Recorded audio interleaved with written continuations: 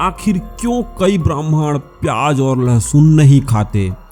प्याज और लहसुन में ऐसा क्या है जो लोग इसे पूजा पाठ से भी दूर रखते हैं?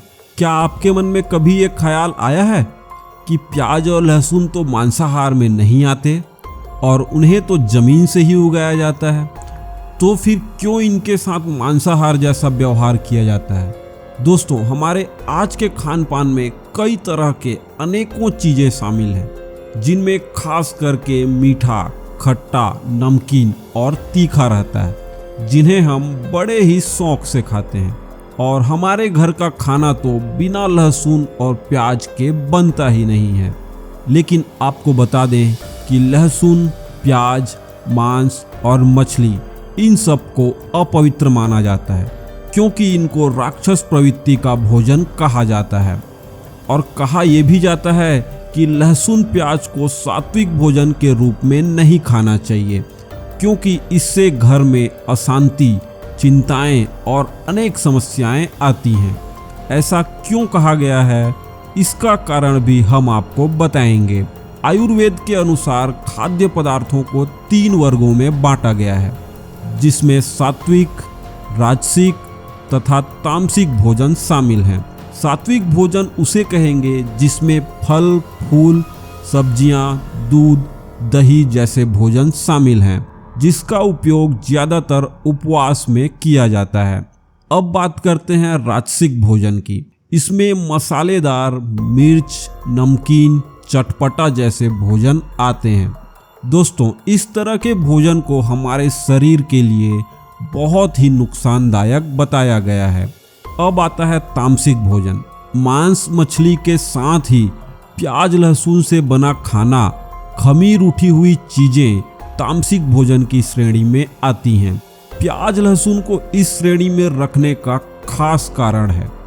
दोस्तों, लहसुन प्याज से जुड़ी एक कथा के अनुसार देवताओं और राक्षसों का समुद्र मंथन जब हुआ तो समुद्र मंथन में कई सारी चमत्कारिक चीजें निकली, जिसमें से अमृत भी निकला था। आपको याद ही होगा, जब भगवान विष्णु सभी देवताओं को अमृत बांट रहे थे तो उसी समय स्वर भानु नाम का एक राक्षस देवता का रूप लेकर देवताओं के बीच शामिल हो जाता है, और ऐसे में भगवान विष्णु उन्हें देवता समझकर अमृत दे देते हैं।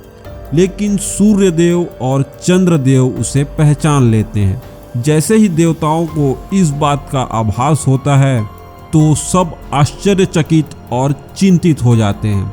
तब भगवान विष्णु अपने सुदर्शन चक्र से उस राक्षस का सर धड़ से अलग कर देते हैं, लेकिन उसका सिर कटने से पहले अमृत की कुछ बूंदें उसके शरीर तक पहुंच जाती हैं।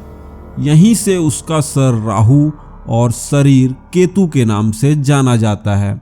दोस्तों, भगवान विष्णु ने जिस राक्षस का सर अपने सुदर्शन चक्र से काटा था, वह आज भारतीय ज्योतिष में विद्यमान 9 ग्रह में से 2 ग्रह हैं, जिन्हें राहु और केतु कहा जाता है।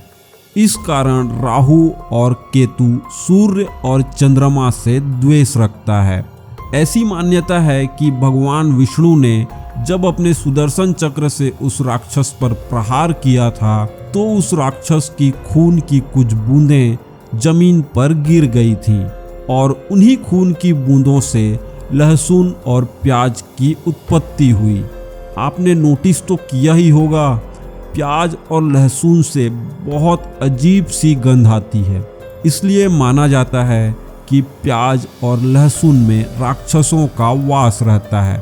हालांकि अमृत से उत्पन्न होने की वजह से इनमें रोगों से लड़ने की अपार क्षमता होती है, लेकिन साथ ही राक्षस से उत्पन्न होने के कारण इन्हें देवी देवताओं से दूर रखा जाता है।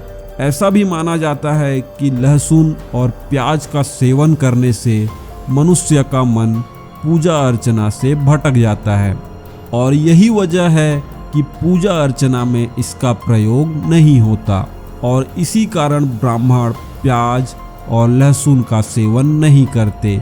वे इन्हें तामसिक भोजन के रूप में देखते हैं।